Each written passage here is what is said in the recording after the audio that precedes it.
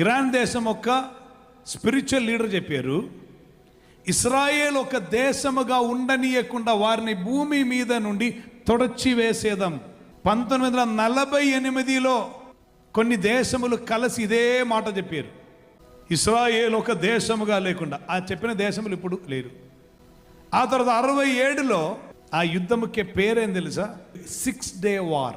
Arabian దేశములు అనేకం కలిసి వచ్చి ఈజిప్షియన్ నాజర్ ఒక నాయకత్వంలో పూర్తిగా తొడచివేద్దామని బయలుదేరి వచ్చారు. 6 రోజులు ఇస్రాయేల్ క్లియర్ చేశారు. ఇది చరిత్రం. 6 రోజులో. మీరు 48లో వారికి ఉన్న యుద్ధం మీరు చూస్తే వచ్చిన వారు మిడతల దండ అందగా తీసుకుని వచ్చి చెప్పారు, తొడచివేసేద్దాం.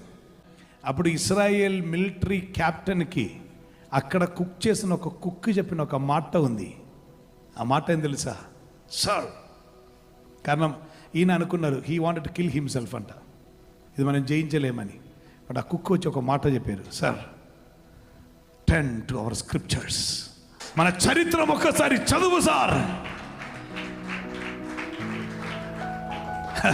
మనం విజయం పొందినది మన సైన్య బలములో కాదు సార్, మన అమ్యునిషన్స్ బట్టి కాదు, యుద్ధోపకరణలను బట్టి కాదు, మనకు విజయం ఇస్తున్న ఒక దేవుడు ఉన్నారు కదా, అందుకే కదా మనం విజయం పొందాం.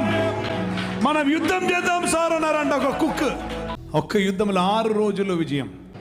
ఈ చరిత్ర మొత్తం నేను చూపిస్తున్న ఎందుకొరకంటే ఆనాడు చేసిన అదే నేను ఇప్పుడు కూడా కార్యం చేయబోతున్నాను.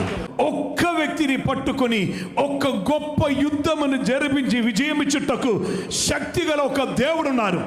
Not because he is powerful, this man is powerful, but my god is all powerful. మనిషికున్న పరాక్రమమును బట్టి కాదు, మనిషికున్న బలమును బట్టి కాదు, ఆయనను బలపరుస్తున్న సర్వశక్తి గల ఒక దేవుడు ఉన్నారు గనుక. Now listen very carefully. నీకున్న బలం కాదు, నీకున్న సైన్య బలం కాదు, నీకున్న ఘనత కాదు, నీకున్న పదవి కాదు. I heard somebody saying, అధికార పదములో మన వాళ్ళు లేరంట. పరమాధికారి అయి మన నాన్న ఉన్నారు కదా. అధికార యంత్రములో మన వాళ్ళు లేరంట, అందుకే ఏదని జరుగుతున్నదని. పరమాధికారి అయి ఉండి కార్యములు నిర్వహిస్తున్న, కాల చక్రం తిప్పుతున్న ఒక్క తండ్రి మనకున్నారు. ఆయన మన రాజువై ఉన్నారు, ఆయన మన ప్రభువై ఉన్నారు, ఆయన మన దేవుడవై ఉన్నారు.